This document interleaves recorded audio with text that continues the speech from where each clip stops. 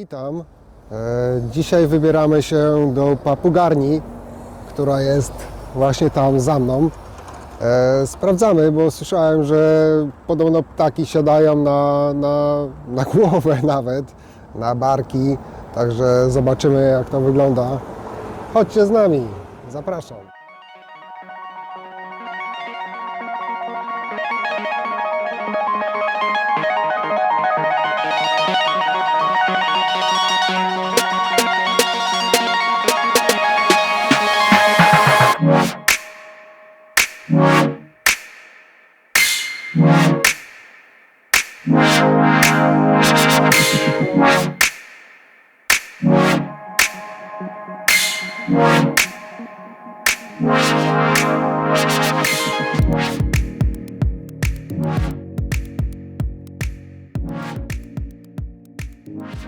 Zanim wejdziecie tutaj do środka, to będzie trzeba zapoznać się z krótką informacją na temat, jak się zachowywać w środku, dlatego że zwierzęta, które są w środku, są specyficzne i lubią ludzi, ale trzeba pewnych zasad przestrzegać. Zaraz Wam pokażę przebitkę, jakie to są zasady, ale na pewno je usłyszycie, nie musicie ich czytać tak do końca.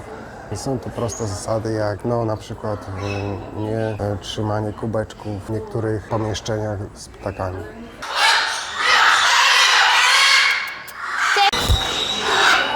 Co papugi jedzą na co dzień? Papugi mogą jeść najróżniejsze rzeczy. Co niektórych może zdziwić, bardzo lubią papryczkę chili sobie czasami od czasu do czasu zjeść. Jedzą głównie warzywa, też bardzo lubią owoce. To jest, że tak powiem, ich taki smakołyk. Owoce, na przykład banan czy jabłko, ale też czasami zjedzą zieleninę, na przykład rukolę czy roszponkę. Ale kurczak bardzo lubi jeść orzechy. To jest chyba ich największy przysmak. Jak poprawnie głaskać papugę? U papug wygląda to trochę inaczej niż u psów czy kotów. Papugi na skrzydłach, pod skrzydłami czy na brzuchu mają strefy erogenne, tylko przeznaczone dla swoich papuzich partnerów. Jak będziemy miziać się w tych miejscach intymnych, mogą za dużo sobie pomyśleć o nas i o naszej relacji. Papugę, jeżeli chcemy utrzymać z nią relacje przyjacielskie bądź koleżeńskie, możemy głaskać po głowie, po policzkach, ewentualnie po łapkach czy pazurkach. To są miejsca, w których papugi widzą, że chcemy się tylko z nimi zaprzyjaźnić i nie chcemy nic więcej. O co poszło? O co Tak poszło? właśnie papugi wyznaczają sobie granice. A, myślałem, że Odsuwaj. zazdrosna jest, że jedna dawała Też buzi, może. a druga... Trochę tak, ale bardziej chodzi tu o wyznaczanie granic. Kurczak, jak widzicie, odpycha dziobka Czyli po lewej łapą. mamy kurczaka, Po prawej dziobka. dziobka, tak? I to są Samiec i samica. granice jakiegoś tam faux pas, tak? W stosunku do drugiej papugi, czy po prostu granica jakaś, że ktoś usiadł, jakaś papuga usiadła gdzieś, gdzie nie powinna? Że papuga usiadła gdzieś, gdzie nie powinna, ale Albo za też, blisko na przykład. na przykład papuga jedna nie ma ochoty teraz być obok dziobka, czyli kurczak nie ma ochoty być obok dziobka, dlatego odsuwa ją. Ona tego jeszcze nie rozumie, że jeżeli się nie odsunie, to kurczak bardziej się zaraz zdenerwuje, ale tak działają papugi. Dlaczego papugi dziobią? Papugi ogólnie dziobią, ponieważ mają coś w sobie, taką cechę charakteru, że chcą bardzo wszystko niszczyć, potrzebują tego. W naturalnym środowisku spędzają wiele godzin na żerowaniu, czyli niszczeniu, żeby poszukać swojego jedzenia.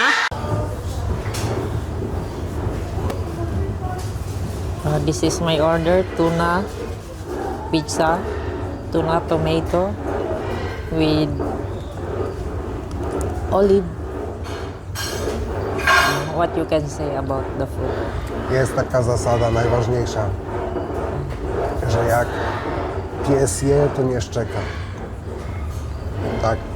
I don't have it's my teriyaki. It's yummy. After they eat,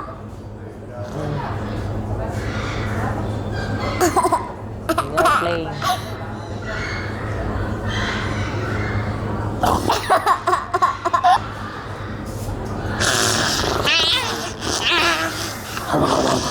Ja się staram, żeby to były takie gatunki niecodzienne, jakieś różowe koniczynki, zamszowe filodendrony, monstery jakieś, czy alokawie, czy margrawie z tyłu, również sorczyki, również bromelie. więc to jest taka też moja perełka malutka. Co to jest w ogóle za wąż? Waldemar jest pytonem siatkowanym, jest u nas największym wężem, jest oswojony, jest brany na ręce co jakiś czas, jest bardzo spokojny, też jest bardzo aktywny w nocy, bo widzimy bardzo często jak chodzi po ścianach, czasami stoi w pionie, czasami spada jak taka bezwładna kłoda, więc jest mega fajnym wężem do obserwacji i jest takim naszym pupilkiem tutaj. Węże u nas jedzą co 2-3 tygodnie powiedzmy, teraz Waldemar zrobił sobie głodówkę dłuższą, ale to też nie jest w jakiś sposób martwiące, bo węże potrafią naprawdę bardzo długo nie jeść, po parę miesięcy i dopiero gdzieś tam za jakiś czas to się staje alarmujące, ale na razie z Waldemarem jest wszystko w porządku. No, chyba tutaj przy wężach to wypróżnianie, tak? Chyba najważniejsze, czy tam nie ma zatwardzeń, czy coś takiego. Tak. Trzeba obserwować właśnie, Ale jak się taką mysz wypróżnia. zje z kośćmi, no to trzeba mieć zatwardzenia przecież. One mają bardzo mocny układ pokarmowy i trawią kości, trawią pióra, trawią łuski, wszystko trawią tak naprawdę i te zatwardzenia raczej biorą się z zbyt wolnego metabolizmu, czyli na przykład kiedy jest za zimno, to ich organizm nie pracuje na tyle szybko, żeby to wszystko przetworzyć i wtedy ta treść pokarmowa się staje taka zbita i ciężka do pozbycia się, powiedzmy, do ewakuacji, nazwijmy to. I teraz... Tutaj jeszcze mamy kolejny kawałek dżungli. To jest też fragment azjatyckiego lasu deszczowego. A tam w rogu siedzi nasz pyton zielony, to jest Morelia viridis, samczyk. To jest wąż, no nie jest oswojony. Ciężko go oswoić, jest bardzo zrywny, bardzo szybki, bardzo agresywny. To też trochę wynika z tego. Jest? Tak. Trochę wynika z tego, że w naturze żywi się ptakami, nietoperzami, więc musi być szybki i zrywny. U nas sobie większość dnia spędza właśnie zwinięty w taki kłębuszek. Czasami w nocy widać jak chodzi po lampach tutaj albo po systemie zraszania, który często przestawia i trzeba go potem korygować, ale ogólnie też jest super wężem do obserwacji, kiedy jest aktywny. I też dużo widzę dzieciaków, które stoją i gdzie tu jest coś i parę minut im zajmuje znalezienie go. No to A na fajna dole. zabawa. Tak, dokładnie. A nawet jak nie znajdą, to na dole mamy żółwie z gatunku Emydura. To są takie malutkie, azjatyckie również żółwiki. One już są dorosłe. Są tutaj chyba 4. To już są dorosłe, takie małe? Tak, to są dorosłe żółwiki. Tu akurat się wygrzewają pod lampą. I one są super do obserwacji, no zawsze któryś jest widoczny, sobie chodzą tutaj, szukają różnych rzeczy pod korzeniami, bardzo fajnie też wygląda jak one jedzą, bardzo często sobie wyrywają nawzajem to jedzenie, pomagają sobie powiedzmy zjeść. Wchodzimy teraz Do lemurów i do żółwi pustynnych. To są takie same żółwie jak są w pomieszczeniu terrorystycznym, z tym, że te są dużo większe. Dużo starsze. Jeden żółwik jest. Tak, jest jeden żółwik, on sobie tutaj odpoczywa. One mają, no, z 20 lat myślę mają, jak nie 30. Lemur ci siedzi na plecach, jak cię to przepraszam. A no, nie szkodzi. A nie, to są dwa żółwie. Tak, są dwa żółwie, tylko ten sobie tam To jest samiec i samica? nie, to są dwa samce. One ważą, no, tak jest 20-30 kilo. Też bardzo fajnie, o, tu się ktoś obudził. Obudził się. Bardzo fajnie było mi obserwować, jak nabierały zaufania do mnie, jak przychodzą i po zapachu, że tak powiem, no tu mogę powiedzieć, że te żółwie mnie rozpoznają, bo z czasem zaobserwowałam, jak one coraz bardziej pozwalają się dotykać w miejscach takich wrażliwych, gdzie normalnie chowałyby się do skorupy. Czyli główkę. Głowę, szyję, przede wszystkim te miękkie części tutaj, ramion. Tak naprawdę można je dotykać już gdzie bądź, gdzie tylko się chce. No, proszę bardzo. Dzieciaku. Też się zainteresował żółwik, tak? Kamerką. Parcie na szkło jest. Albo głód po prostu i czekamy na roszponkę. Nie, to jest telefon, to nie jest roszponka. One są fajne też tutaj. Czasami chodzę, coś robię i one chodzą po prostu za mną albo taranują mi nogi. Czasami podchodzą, czasami nie podchodzą. To jest najmłodszy nasz psotnik. Jest taki właśnie skaczący. One też są No chodź. bardzo ciekawskie. Mają bardzo miękkie łapki. Mają takie krótkie paznokcie, że czuć praktycznie tylko opuszki jak dotykają i no mega psotliwe, mega fajne. Społeczne zwierzęta, ciekawskie. Ta żaba bardzo często jest zakopana w podłożu, w ogóle jej nie widać, także akurat fajnie się złożyło, że wyszła się pomoczyć. Też we wszystkich już terrariach mamy żywe rośliny, nie pracuję na sztucznych roślinach, uważam, że warto to robić. I no fajnie jest widzieć, jak to wszystko sobie tak ładnie rośnie, nie?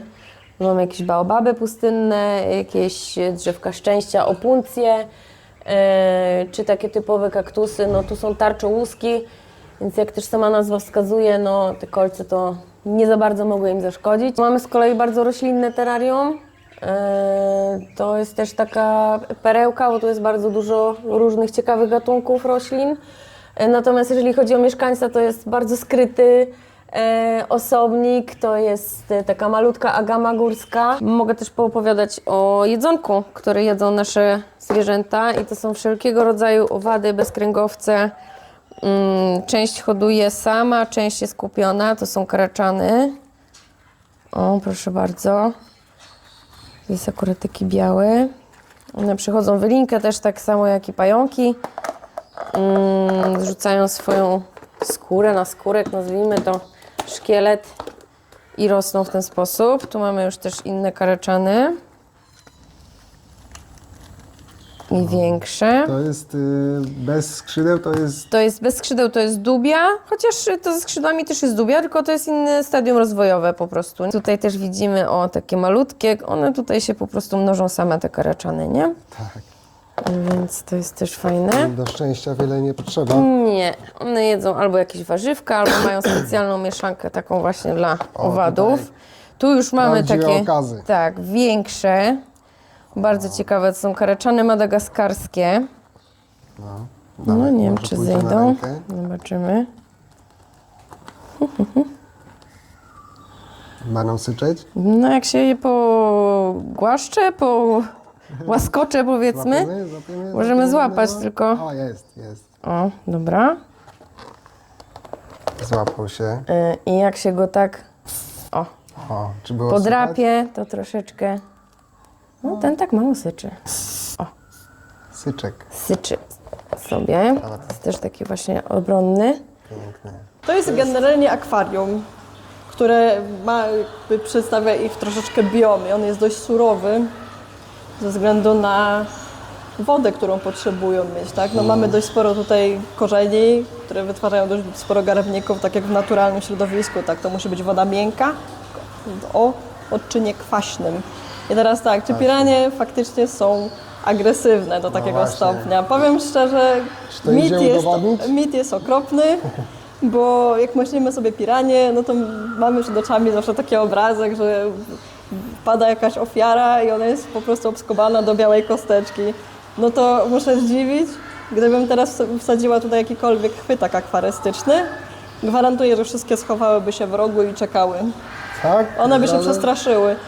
Pirania musi być bardzo głodna, żeby faktycznie, no nie wiem, no... Tak jak aligator. Znaczy no generalnie tak, troszkę tak, ale też nie do końca. One żyją, tak jak widać, w dość sporej ławicy. Zawsze znajdzie się któraś odważniejsza, która skubnie. Jeżeli to będzie dawało się do jedzenia, to wrzucą się wszystkie. Czyli nie musi być Nie. krwi. Nie musi być. Znaczy wiadomo, to potęguje pewne u nich zachowania, instynkty, ale one z natury no, same tak się nie rzucą. Jakby ktoś nagle wpadł do akwarium, one no, dostałyby świrę i prędzej by wyskoczyły.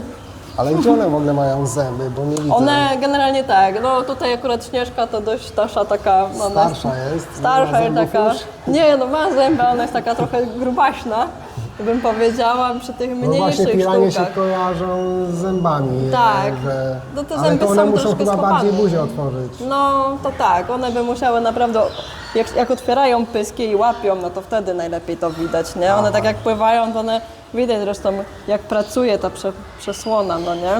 One mają taką, żeby oddychać. Także no Śnieżka to troszkę też już mówię, ona trochę otyła jest, bo widać, że to taki klopsik pływający. No, A więc co lubią jeść takie piranie? one nasze jedzą, bardzo lubią borszczuka, dorsze, czasami skorupiaka, chociaż generalnie wolą raczej łyknąć od razu w całości kawałek, niż się tam z nim bawić. Także no, Szkoda zębów. nie no, po prostu no, jakby to jest łatwiejsze w Czyli- podawaniu, bo też bierzmy pod uwagę, to jest zbiornik i gdybyśmy wrzucili tutaj coś dużo większego, to zanim one by to coś z tym zrobiły, dużo byłoby resztek pokarmowych, które no, wydzielałyby fosfor i azot, tak? Co jest no, niewskazane w zbiorniku, żeby go utrzymać w odpowiedniej florze bakteryjnej. No bo jak się wrzuci coś, no to mogą nie zjeść, albo i wtedy No mogą na przykład zostawić. się No, jak rozkładać. się przestraszą, no to na przykład tego już nie zjedzą. Nie. Prędzej te gararufy, co tutaj widać, niektóre pływają sobie, o tam jest na przykład przy dnie, ona szybciej to zje, jak to już leży. czyli to niż... są takie czyściochy, które Tak, sprzątają po piranie. one tam sprzątają, więc musi być zawsze ekipa sprzątająca w akwarium, która... Dobra, i teraz Teraz pójdziemy sobie do korali. Dlaczego świecą? Czym są? korale. Tak, koralowce. Tak, tutaj generalnie koralowce. Dlaczego one świecą i czy w naturze też tak świecą? Otóż w naturze nie świecą i to jest kwestia tak naprawdę oświetlenia.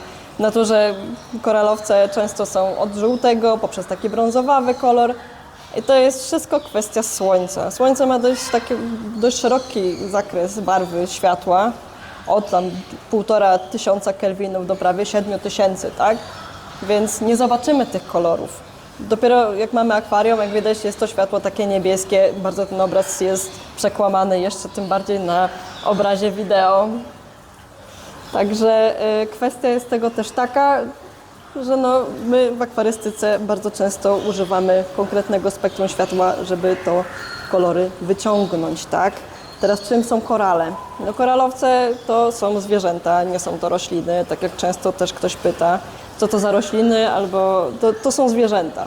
Zwierzęta, które mają swój własny szkielet wapienny, mają swoje otwory gębowe i teraz tak, różnica między koralowcami jest, wyróżniamy 3 typy tak naprawdę. Są koralowce twarde o małych polipach, czyli te wszystkie patyki, które tutaj widzimy, dość obszernie porastające. Mamy korale miękkie z dużymi polipami, czyli tak na przykład tutaj sobie niektóre rosną. One, jak widać, mamy twardy szkielet, ale ten otwór gębowy jest dość mocno widoczny. Tak? I tak samo też mamy koralowce miękkie. Tutaj te wszystkie zoła, takie grzybki, to są koralowce miękkie, najłatwiejsze w ogóle w hodowli. No dobrze, ale tutaj mamy też ryby w tym akwarium. Tak. No i co się stanie, jak karmimy koralowce, czy ryby im nie zjedzą jedzenia? Nie, bo koralowce karmi się fitoplanktonem, zooplanktonem, to jest tak drobny pokarm, który w naturze występuje, znaczy mówimy o tym jako plankton w naturze, tak, że występuje, tylko że on jest tylko są 2 typy. Jest fitoplankton, czyli on jest stricte roślinny i mamy też zooplankton, który jest zwierzęcy, tak, czyli mówimy o takich drobnych, naprawdę bardzo drobnych zwierzątkach, żyjątkach, które jakbyśmy się przyjrzeli dopiero w takim naprawdę dość mocnym skupisku, na przykład wrotek, no to zobaczymy, że one tam faktycznie sobie pełzają. A idzie kupić taką Pokarm? karmę dla... Tak. My akurat fitoplankton sobie sami hodujemy. Jest to bardzo prosta rzecz. Fitoplankton to jest praktycznie, można powiedzieć, bardzo uproszczonym sposobem myślenia. Jest to zakwitnięta woda w akwarium. Zakwit wody, czyli mamy zieloną wodę. To się bardzo często zdarza u młodych akwarystów, którzy gdzieś tam próbują swoich sił w tej akwarystyce i no, nie mają doświadczenia, źle coś zrobią i właśnie mają zieloną wodę. I dlaczego? Co się stało? Otóż to jest zakwit, tak? Generalnie to wszystko, co one to bardzo lubią. W odpowiednich proporcjach nic się nie stanie w akwarium. Czyli jak mamy takie zwierzęta, Tak. koralowce w akwarium, to nam woda nie zakwitnie, nie Może obrośnie, zakwitnąć, ściany jeżeli- nie obrosną jakby... Może, glonem? zawsze może. Tylko, że kwestia, bo wiadomo, no, karmimy koralowce odpowiednią ilością, tak? Poza tym, że one pobierają bardzo dużo makroelementów z wody, no to oprócz tego potrzebują fitoplanktonu, zooplanktonu. Ale jeżeli, wiadomo, byśmy odpalili lampę 24 godziny na dobę, ona by się paliła, no już nawet nie wiadomo, ile by tutaj musiało być napchane. Cykl dnia i nocy jest bardzo pożądany w akwarystyce, więc no, tak samo jak w naturze. No, światło słoneczne nam nie świeci non-stop, tak? Czyli będzie wyłączane. Tak, to się wszystko wygasza, wszystko jest ustawione w taki sposób, żeby ten cykl dnia, wschodu, przez pełny dzień do zachodu i nocy zachowany, bo korale na przykład jedzą tylko w nocy, dlatego też ten kolor, który tutaj widzimy, ten niebieski, on troszeczkę działa jak noc na koralowce, bo to jest bardzo zimne światło i koralowce wtedy jedzą. Wtedy polipują najbardziej w ciągu dnia, no SPS-y, no czyli te twarde z miękkimi, znaczy z małymi polipami, jeszcze w ciągu dnia zjedzą. One też się pompują wtedy.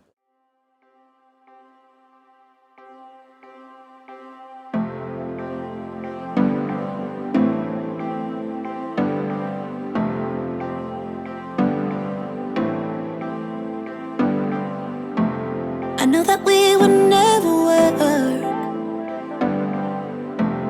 I know that someone would get hurt. I think I have to let you go. Should be easy, but it's not. 'Cause the problem is I love you. What to do? I count to 3 when you're next to me. I love you. What to do now? Do now. Only problem is I love you. What to do? You got me bound, make my world spin round. I love you. What to do now? I want you.